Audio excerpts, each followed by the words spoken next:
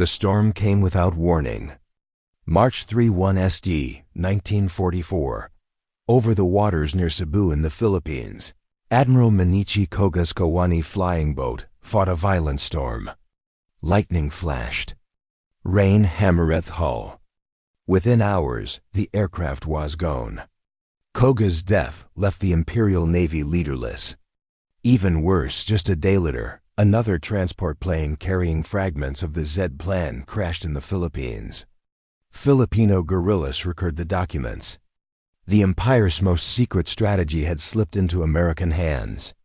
But what happens when an empire bets everything on a plan, and that plan falls into enemy hands? Toga, defeat had always been unimaginable. The Americans, he believed, would attack obvious targets, crashing into strong points one by one. Tarawa had cost them over 1,000 dead for a single strip of coral. Surely they would repeat that pattern across the Marshalls. Surely. Japan's fortresses would hold what Koga could not know as his doomed aircraft battled the storm. Was that enemy already held his playbook? American coderakers studied every line, and soon Admiral Chester Nimitz would make a choice that defied everything Koga believed about warfare. In just 4 days, Japan would lose the Marshalls.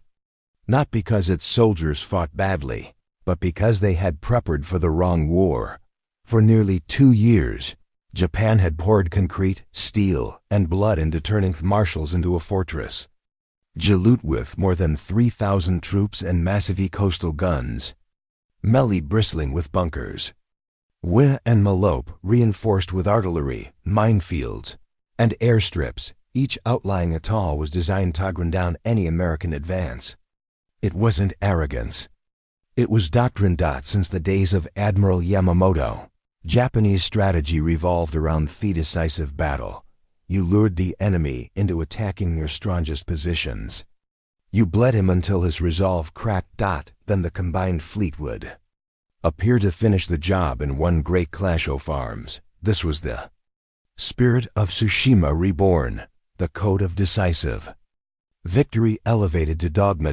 When Yamamoto was killed in 1943, Admiral Koga inherited that legacy. To him, the Z plan wasn't just a strategy. It was scripture. The Americans would grind forward step by bloody step.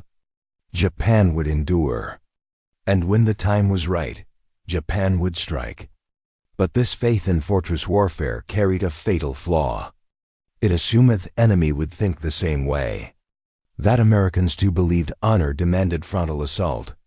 That the U.S. Navy had no imagination beyond brute force. At Pearl Harbor headquarters, however, every different mind was at work. Admiral Chester Nimitz looked at the same map and saw not a chain of fortresses, but a series of weak points waiting to be bypassed. For him, war was not a duel of courage. It was a problem to be solved with intelligence, logistics, and audacity. The coup came when Filipino guerrillas recovered a crashed Japanese aircraft carrying fragments of the Z plan. Within weeks, American analysts pieced together Japan's grand design. Every fortress, every bunker, every garrison was mapped out. But more revealing than the defenses themselves was the assumption behind them that the Americans would oblige by attacking strength. Head-on. Reconnaissance confirmed what the plan implied. Kwajalein Atoll, the administrative U-boat, the Marshalls, the nerve center for all Japanese operations, was shockingly underdefended. Out of more than 5,000 personnel, only about 1,200 were trained combat troops. The rest were Korean laborers, construction workers, and clerks. In January 1944, Nimitz gathered his senior commanders in Pearl Harbor. The map of the Marshalls lay spread across the table. Fortress Iceland circled in red ink. Duluth, Mili, Veke, the obvious targets. The expected seconds. Nimitz put his finger on Kwajalein instead. "Gentlemen," he said, "we are not going to allow it. We are not going to Mili. We're going straight to Kwajalein." Even his own staff fell silent. To leap over the outer defenses and strike directly at the core went against every convention of military science, but that was the point. The Japanese had built their entire strategy on predictability. Now the Americans would weaponize unpredict. To disguise their true aim, U.S. carriers unleashed a storm of strikes across the Marshalls, hammering Jalut, May, and Maloylap with bombs and torpedoes. To Japanese eyes, it looked exactly as expected, methodical, predictable. The same bloody pattern as Tarawa. They could not see the deception. They did not realize that the blow about Tofal would erase their forces in just 4 days. While Japanese commanders congratulated them for predicting American moves, the U.S. Navy was quietly assembling one of the largest amphibious armies of the war. More than 40,000 troops, including the U.S. Army's 7th Infantry Division and the 4th Marine Division, boarded transports at Pearl Harbor. They were supported by a massive fleet, 7 battleships, 11 carriers, cruisers, destroyers, and hundreds of landing craft. Yet, the brilliance of Operation Flintlock wasn't just in the scale of force. It was in the mask. For weeks leading up to the landings, American carrier groups struck targets across the Marshalls. Jalut, Mili, Malopi, every fortress atoll took punishment from there. To Japanese eyes, it was confirmation of everything they believed. The Americans were preparing to grind forward island by island, just as they had at Tarawa. But in reality, those strikes were smoke and mirrors. The real blow was aimed at the heart of Kwajalein Atoll. On January 29, 1944, American battleships moved into position inside Kwajalein Lagoon. By the next morning, January 30th, their big guns thundered to life, aimed not at outer defenses, but at the very heart of Japanese command. When the bombardment began, it wasn't like anything the Pacific had seen. The horizon lit up in blinding flashes as the battleships USS New Mexico, USS Mississippi, and USS Colorado unleashed 14-inch shells that turned concrete bunkers into dust. Carrier aircraft strafed and bombed from above, blanketing Kwajalein with explosions.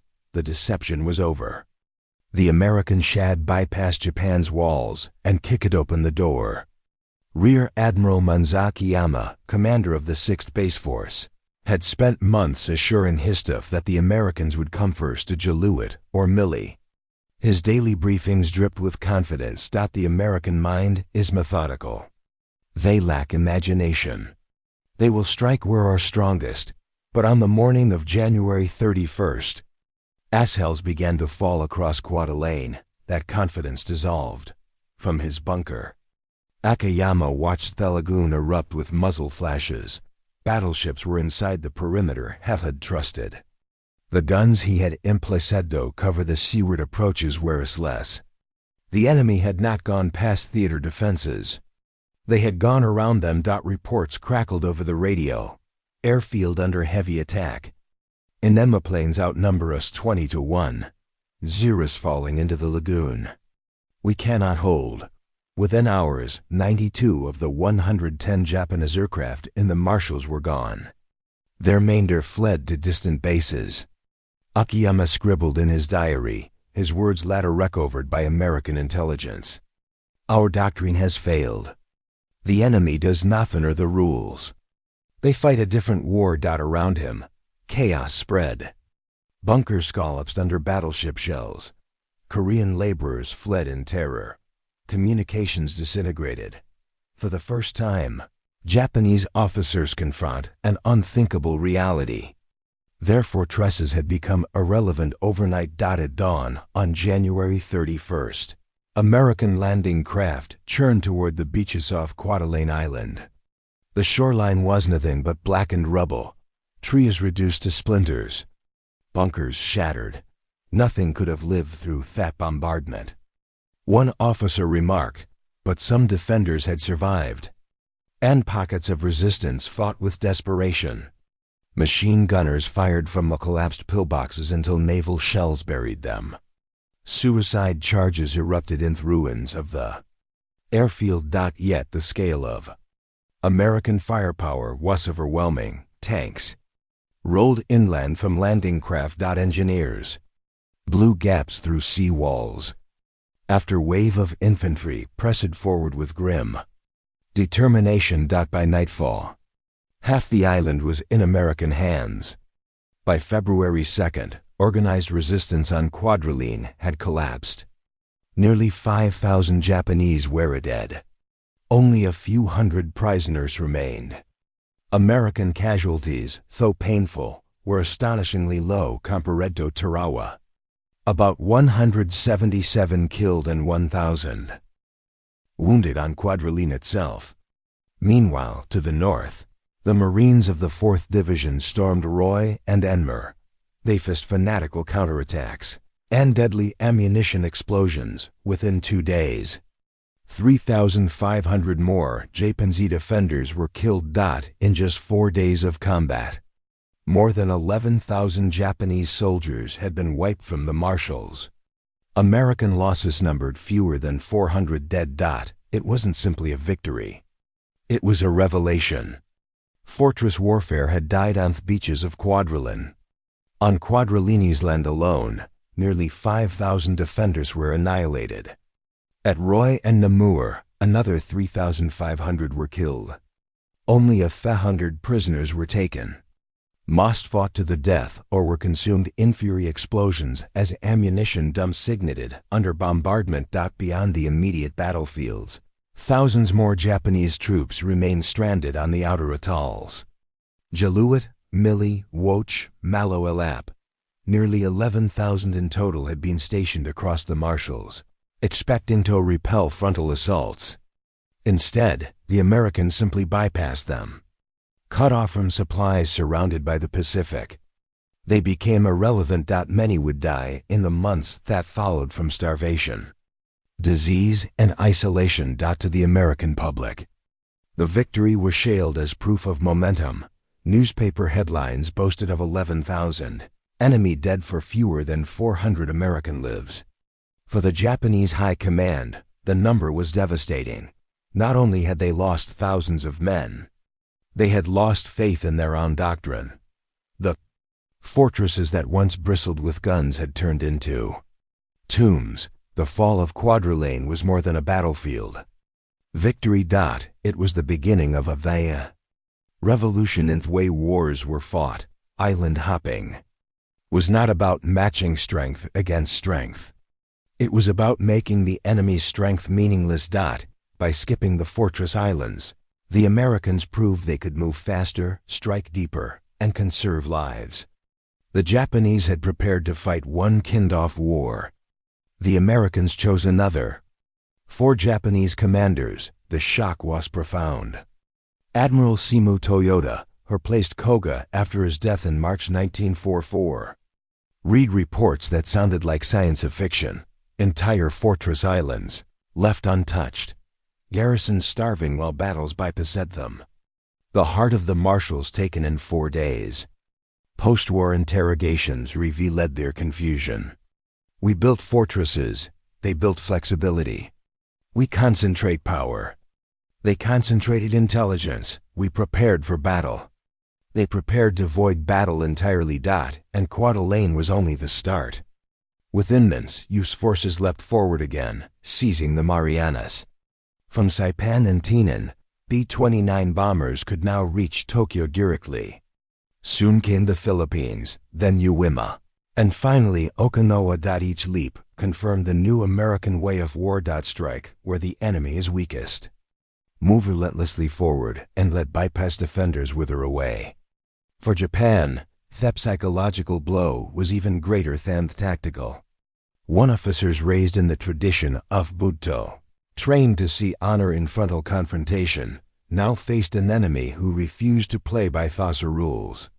To them, it felt almost insulting. How do you defend against an enemy who will not meet you head-on?